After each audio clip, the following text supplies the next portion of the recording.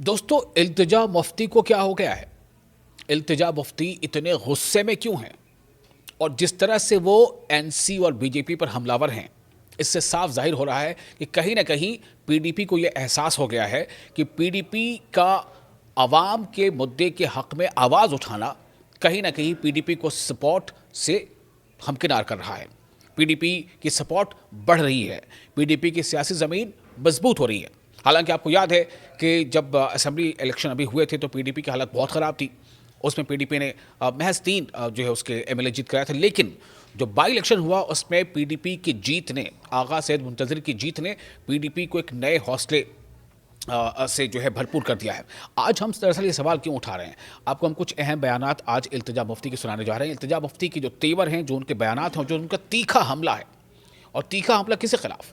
BJP के खिलाफ, national conference के खिलाफ, वज़ीर आला उमर अब्दुल्ला और उनकी क़यादत के खिलाफ।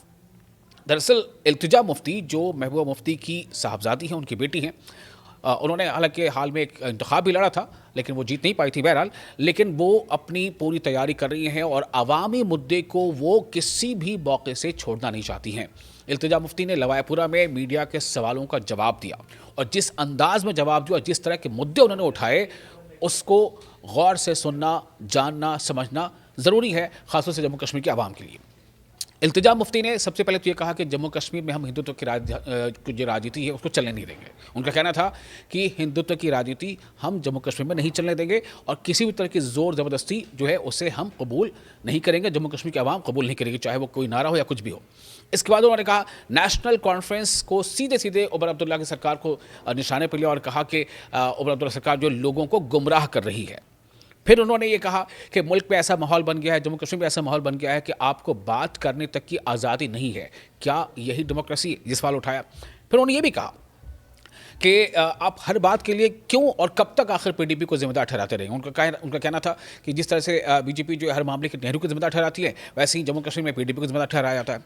अब मैं आपको एक एक करके उनका बयान सुनाता हूँ। सबसे पहले आपको बताता हूँ कि उन्होंने किस तरह से ये कहा है कि बोलने तक की आज़ादी हमसे छीनने की कोशिश की जा रही है, और उन्होंने ये भी कहा है कि हम हिंदुत्व की राजनीति को बर्दाश्त नहीं करेंगे, जम्मू कश्मीर में बोलने की आज़ादी होनी चाहिए। साथ ही उन्होंने ये भी कहा है कि जिस तरह से कश्मीर के जो लोग हैं या जम्मू कश्मीर के लोग हैं, वो अगर मुल्क के दूसरे हिस्से में जाते हैं तो कैसे उनकी शनाख्त करके या उनका नाम पूछ कर उनको ये जान कर जम्मू कश्मीर का है उसकी पिटाई की जाती है, कश्मीर का है चाहे वो शॉल बेचने वाला हो या कोई और, उसकी पिटाई की जाती है। इस मुद्दे पर इल्तिजा मुफ्ती ने क्या कहा है, पहले ये सुनिए। जम्मू कश्मीर में अभी क्या माहौल है? 3 दिन पहले ही इन्हें वीपीएन तक बैन किया, तो यहाँ बात करने की आजादी नहीं है। और जो सरकार यहाँ चुनी गई है 1 साल पहले, वो भी कुछ काम नहीं कर रहे हैं। काम करने की बात छोड़िए, वो अपनी आवाज तक नहीं उठाना चाहते। तो लोगों में नाउम्मीदी है, नाराजगी है, तो उसको एड्रेस करने के लिए आज हम यहाँ जो नूर साहब रहे हैं, उनने शाल्टिंग में लावेपुरा में एक बहुत अच्छा कन्वेंशन रखा। खुद उनके एलाइज जो हैं औरतों के हिजाब और निकाब निकाल रहे हैं। तो you know what is happening here. यहाँ हिंदुत्व भी हम नहीं चलने देंगे। अगर आप हमें फोर्स करेंगे जय श्री राम बोलने के लिए, अब ये भारत माता की जय बोलने के लिए, we are not going to be forced to do that. हम देख रहे हैं Kashmiri students, Kashmiri shawl vendors को हिमाचल में, हरियाणा में कैसे उनकी मार पिटाई की जा रही है। तो यहाँ आपका हिंदुत्व भी हम नहीं चलने देंगे। तो सुना आपने, ये थे इल्तिजा मुफ्ती के तेवर। इल्तिजा मुफ्ती महबूबा मुफ्ती की बेटी। अब आपको बताते हैं कि उन्होंने एक और अहम बयान दिया, वो बयान है जो उन्होंने कहा है, वो है बिजली को लेकर के, जो कि आपको मैंने पहले ही बताया और आपको जानकारी मिल चुकी होगी कि उमर अब्दुल्ला हुकूमत ने यह कहा है कि बिजली की शरह में या उनके नरखों में हमने कोई इजाफा नहीं किया है। बिजली कहीं से भी उसकी जो कीमत है उसमें तब्दीली नहीं हुई है। ये एक तरह से राहत की बात तो है, लेकिन सवाल अब ये उठ रहा है कि बिजली मिल कितनी पा रही है। क्या विंटर में जितनी बिजली की ज़रूरत है जम्मू कश्मीर के आवाम को, खुसूसन कश्मीर जहाँ पर सर्दी जो है वो रिकॉर्ड तोड़ ठंडी पड़ती, क्या वहाँ वो बिजली मिल पा रही है? बिजली के मुद्दे पर इल्तिजा मुफ्ती ने किस तरह से उमर सरकार पर हमले किए हैं, ये सुनिए। पहले खुद बढ़ाते हैं, फिर कहते हैं हमने खुद कम किया, फिर कहते हैं आपका न्यू ईयर गिफ्ट है। 200 यूनिट इलेक्ट्रिसिटी कहाँ है? स्मार्ट मीटर्स तक अब यहाँ लग रहे हैं, प्रीपेड मीटर्स गाँव में, रूरल एरियाज में तक लग रहे हैं। तो उनने तो अपना कोई वादा पूरा नहीं किया। Electricity crisis is most acute in winter. This is the time when they should have given 200 units of free electricity. Ration नहीं दिया, इलेक्ट्रिसिटी नहीं दी, उस पे अब ये झूठ भी बोल रहे हैं। क्या गिफ्ट दिया है? कम से come this government should have given 200 units of electricity. पहले का मीटर नहीं लगाने देंगे, अब स्मार्ट मीटर्स भी लग रहे हैं, प्रीपेड मीटर्स लगाए जा रहे हैं। जस्ट बिकॉज आपके रिश्तेदार गुपकार में रहते हैं, वो they can afford it does not mean that an ordinary Kashmiri can afford this kind of electricity. यहाँ लाइट का नामो निशान नहीं है। चिल्ले कलान में राशन तक नहीं दिया। कहाँ हम इतने किलो राशन देंगे, चावल देंगे, राशन देंगे, कहाँ है? कहाँ है? जो भी एनसी ने वादा किया एक एक करके, कहीं ना कहीं they have broken all those promises.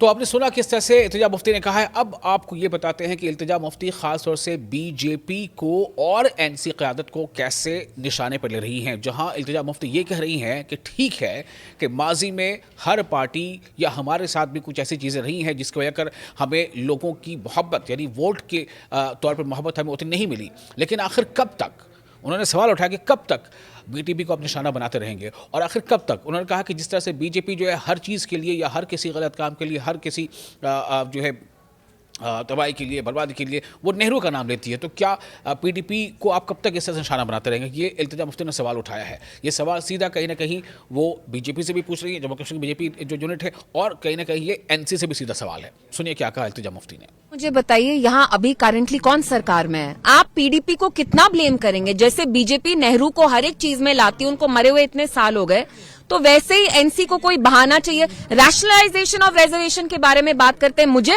House arrest रखा, मुझे नजरबंद किया, यही की सरकार ने मुझे बंद किया। क्यों बंद किया? क्योंकि हम जाके स्टूडेंट्स, ओपन मेरिट स्टूडेंट्स के साथ प्रोटेस्ट करने वाले थे पोलो व्यू में। तो इनने जो अपने हर एक वादे किए हैं, जब तोड़ते हैं तो उनको पीडीपी ही दिखता है। आप 370 के बारे में बात करिए, उमर साहब क्यों नहीं बात कर रहे हैं 370 के बारे में? स्टेटहुड के बारे में ही बात करते रहते हैं, बीजेपी का एजेंडा चला रहे हैं। और अब एक बार फिर, जैसा मैंने पहले बताया कि दरअसल इल्तिजा मुफ्ती के निशाने पर सीधे तौर पर उमर अब्दुल्ला की सरकार भी है। चूंकि देखिए क्या है कि जम्मू कश्मीर ये 2 डिवीजन्स हैं। इन दोनों डिवीजनों में ये माना जाता है कि जिसने कश्मीर डिवीजन में ज़्यादा सियासी कामयाबी हासिल कर ली वो इक़्तिदार तक पहुंच गई। आपको मालूम है कि इस वक्त जो सरकार चल रही है, यानी जो असम्बली हुकूमत जो है, असम्बली के इंतखाब के बाद वो एनसी की वहाँ पर हुकूमत है। नेशनल कॉन्फ्रेंस जो है उसे काफ़ी अच्छा मैंडेट मिला था पिछली बार, और उसके साथ कांग्रेस भी थी। तो पीडीपी को ये बखूबी पता है कि अगर नेशनल कॉन्फ्रेंस की मजबूती का मतलब पीडीपी की कमज़ोरी, और पीडीपी की मजबूती का मतलब एनसी की कमज़ोरी, यानी कहीं ना कहीं पीडीपी की मजबूती का राज एनसी की कमज़ोरी में छिपा है। इसलिए इल्तिजा मुफ्ती जो है सीधे तौर पर अपनी बातों में नेशनल कॉन्फ्रेंस की सरकार पर, हुकूमत पर हमले बोल रही हैं, और महबूबा मुफ्ती भी हमले बोलती रही हैं। इल्तिजा मुफ्ती ने सीधे तौर पर यह सवाल उठाया है कि जितना बड़ा मैंडेट उमर अब्दुल्ला को मिला, यानी कि एनसी को मिला, उस मैंडेट के बाद ये जो सरकार है साल भर से ज़्यादा हो गए हैं, आपने क्या वादे पूरे किए? उन्होंने सवाल उठाया कि आपने कितनी नौकरियाँ दे दी। उन्होंने सवाल उठाया कि क्या आपने बिजली मुफ्त का जो वादा था वो पूरा किया। उन्होंने सवाल उठाया कि आपने फ्री गैस सिलेंडर बांटे। उन्होंने सवाल उठाया कि जो रिजर्वेशन का मुद्दा था, जिसके बूते, जिसको एक बुनियाद बनाकर आपने इंतखाबी जो है फतह हासिल की, क्या आपने उस मुद्दे का हल अब तक निकाला? तो ये सवाल उन्होंने उठाए हैं। ये सुनिए आप इल्तिजा मुफ्ती के हमले को, किस तरह से वो एनसी से और एनसी क़यादत से सवाल पूछ रही है। तो आप देखिए, एनसी सरकार जो है उनने कहा था कि हम 1 लाख नौकरियां देंगे। 1 लाख नौकरियां नहीं दे रहे। अपने ही जो उनके स्पीकर हैं, जो ये एनसी के स्पीकर साहब हैं, उनके कोई रिलेटिव है who was retired, who is not even in service anymore, they have recruited him. तो नौकरियां ये अपने लोगों को ही दे रहे हैं, and they are breaking every rule. तो अपने रिश्तेदारों को नौकरियों देने का इनने काम ठान लिया। जो नौजवान है उसको तो कोई नौकरी नहीं मिल रही, रैशनलाइजेशन ऑफ रिजर्वेशन भी नहीं किया है। So they are breaking every promise that they have made to the people. तो सुना आपने, ये थे इल्तिजा मुफ्ती के तेवर। अब इससे साफ जाहिर होता है कि महबूबा मुफ्ती भी कहीं ना कहीं इल्तिजा मुफ्ती को पूरा खुला स्पेस दे रही हैं कि जहां पर उनके पास पूरा यह मौका है कि वो अपने आप को ग्रूम करें और पीडीपी को कैसे मजबूत करें। लेकिन सवाल यह है कि क्या जो सवाल उठाए जा रहे हैं, क्या वो सवाल मुनासिब नहीं है? क्या वो सवाल सियासी दायरे में जायज़ नहीं है? ये आपको तय करना है।